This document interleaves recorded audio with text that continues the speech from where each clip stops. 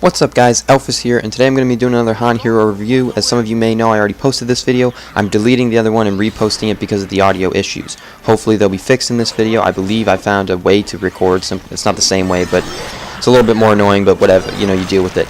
It'll work. So let me know in the feedback down below, you know, on that, please and thank you, and we'll get right into the review here. Alright, so let's jump in. So this is Zephyr. So how I'm going to do this, I'm going to go over the skills, then I'm going to talk about how the hero fits into his role, and then I'm going to talk about how the role fits into the current metagame, okay?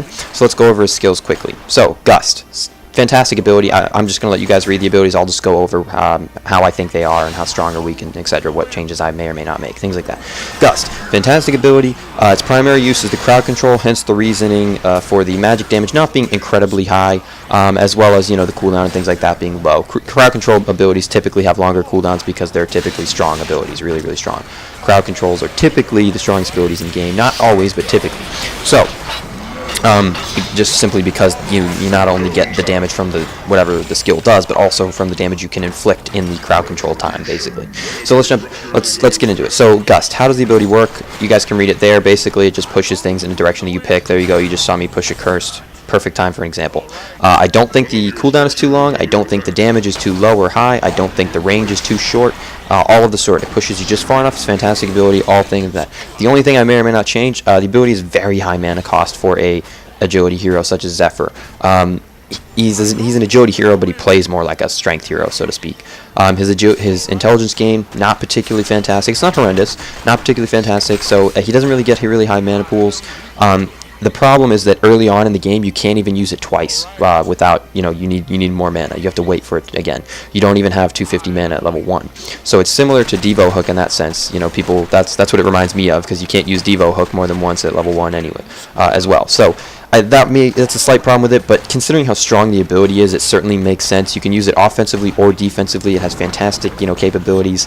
I don't necessarily think that's underpowering it by making it, you know, have a high mana cost. Sorry. So I still think the ability's fine. Absolutely no problem with it. On to his Cyclones, his W. Fantastic ability. One of my favorite abilities in the game. It's like a built-in double mock, basically. Or actually, you know what, it might even be closer to a triple mock. You know, 30 times 8. You guys can do the math. You know, it's quite a lot. If I'm not mistaken, I think it's 240. And that's, you know, granted, that's if you have full Cyclones, if they're right on top of you, because the range isn't very big. Unfortunately, it won't show me the range here. But the range, you know, I'll, you know, just mouse it out for you guys. It's basically something here. Wait until my guy sits still and I'll show you well. So it's basically around this area, so to speak. You know, about an inch. If you're fully zoomed out, about an inch and a half off the hero. You know, I'm not going to give you like a units range. It's probably like units in game. It's probably about 150, 200 maybe. So knowing that, back to the ability. Knowing that it's a strong ability, it restores health. You can use it defensively as well as offensively. They're easy to to rebuild, and the real strength that comes with this ability is the fact that it synergizes with your ultimate in the sense that A, the magic damage is stacked, B, we'll get to the ultimate in a sec, but B, the ultimate helps keep them in place, and C, the ultimate gives you Cyclones 1 per second for the entirety of its duration. So, moving on. The ability is fantastic. I wouldn't change a single thing about it. I love it in every regard. Onto his Windshield. Fantastic ability, no problems with it. Passive ability, you guys can read it right there. You know, the redirect attacks is fantastic. There aren't too many heroes in the game that have that. I think there may be like one other hero in the game who has an ability similar. It sounds familiar. I'm not 100% certain though. But it's a fantastic ability. Oh, you know what? Swiftblade's the other one. Swiftblade has an ability that redirects attacks too. So it's a fantastic ability, very unique, and the fact that it is unique makes it strong a lot of the time. Unique and strong are usually directly correlated. Not always, but, you know, a lot of the time in this game. So, it's fantastic. The evasion and movement speed are also amazing on top of that. The only thing, I wouldn't change the ability, but if S2 wanted to perhaps change the, you know, ability around, one change they could make is instead of making it passive, make it an active ability. And, you know, my idea would be to give it an 8-second cooldown, 5-second, you know, casting, you know, time, you know, how long it lasts, and leave the ability the same. Other than that, maybe make it cost 30, 40 mana, something along those lines. So that way you can use it offensively or defensively. It would change the hero around a bit. I don't think it would be overpowered or underpowered, but in the same regards, I don't think it's overpowered or underpowered right now. So for them to change it, they could if they wanted to. If not, then don't change it. I don't think they need to. I just think it's a possibility if they wanted to. So even though I say that, the ability's still fine. If they didn't want to, by all means, it'd be fine the way it is. So no worries in that regards. On to his ultimate, fantastically strong ability. The movement speed slow is ridiculous when they're in the center. It reminds me a lot of Kraken ultimate, only I think it's much stronger than Kraken ultimate, but you guys can be the judge. The fact is that you can use it offensively or defensively as well. If you're dying, pop the ultimate, it causes the slow, it gives you the cyclones 1 per second. It's fantastic. It's a fantastically, all around, the ability is phenomenal. I don't think I'd change a single thing about the ability. It's incredibly strong. I don't think it's overpowered to say, but it is incredibly strong, and it's an ability that I personally love. So, we've talked about his abilities. What's his role? Well, Zephyr is a semi-carry. How does he fit into that role? And I like to call him a tanky semi-carry because some of the semi-carries are much less tanky than him. So that's just what I'm going to refer to throughout the rest of this thing. So he's a tanky semi-carry. So how well does he fit into that role? Well, he fits fantastically, actually. Semi-carries are typically carries that revolve around their abilities rather than their auto attacks. So, if you look into it, Madman, Scout, Silhouette, typical hard carries. I just failed to Gus there, but don't make fun of me, pretty please. Typical hard carries, they revolve around their auto attacks come late game, right? You're just beating the crap out of people, hitting, 400 a hit, and just pounding, beating their face in, so to speak, right? Not how semi-carries work typically. Typically, semi-carries work around their abilities in some way. And I'll give you a couple other examples. Zephyr is one, Armadon is one, Rampage is one.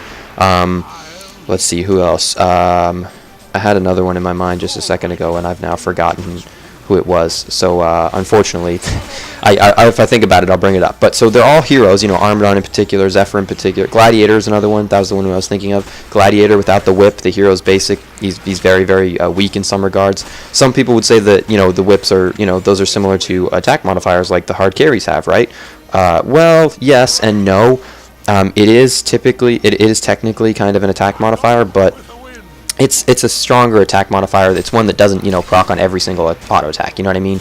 Attack modifying abilities that people have, like Scout, Disarm, things like that, they're typically on every single ability, which was part of what makes that, every single auto attack, which is part of what makes them a hard carry. Gladiator's whip isn't on every single auto attack. It's got a 4-second cooldown. So now we've talked about that. How does Zephyr fit into it? So Zephyr, he fits into the semi-carry well fantastically. He deals quite a lot of damage from his abilities, not really much from his auto attacks, but that's totally fine.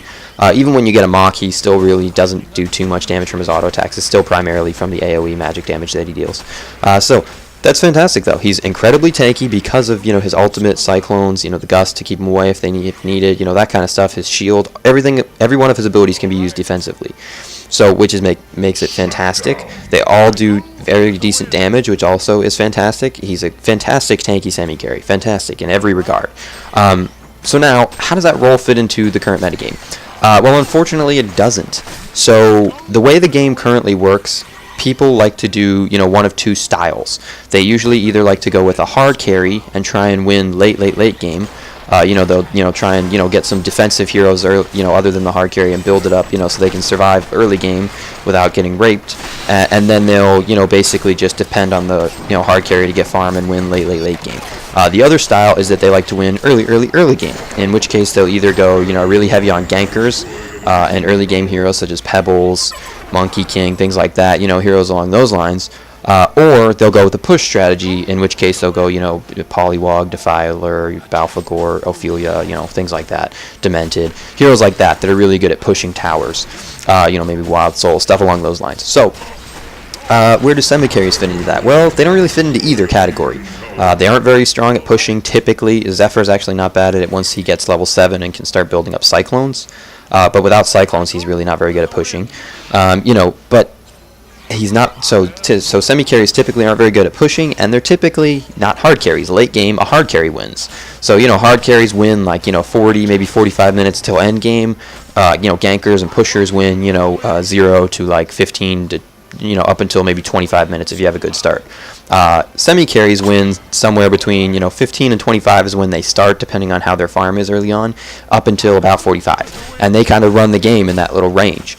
But for some reason, typically, people don't like to win in that range. They don't like to build their teams around semi-carries. I personally don't think there's anything wrong with it. I love semi-carries. It's just a style of play. Teams these days in professional, and the professional level, which is what we're talking about, of course, they just don't like to do it. So we're talking about, highly skilled players is what we're referring to. I'm not referring to these low skilled, 1400 players. No offense to anybody who's 1400. But people just don't like to do it. I'm not sure the reasoning behind it. It's just a play style. At some point in the future, the metagame will change and people will decide, you know what, I do like to do that now. They'll decide, that's just how the metagame works. It's constantly changing. So that's my, overall, review of the hero. My rating of it would be a 4.5 out of 5 because the hero's fantastic. He's incredibly strong in his role and all that. The only thing is that his role isn't needed. His role just isn't picked up. So he gets a 4.5 out of 5 for that particular reason. I don't think that the hero is weak by any means. I just think that he's not picked up simply because his role isn't needed. So thank you guys for watching. I hope it helped. If you guys have any questions, comments, concerns, etc., requests especially, let me know. Please let me know about the audio. Is the audio good, bad, whatever? Let me know about that. That'd be fantastic. And once again, thank you guys for watching, and I will talk to you guys later. GG, well played, guys. Elfis out.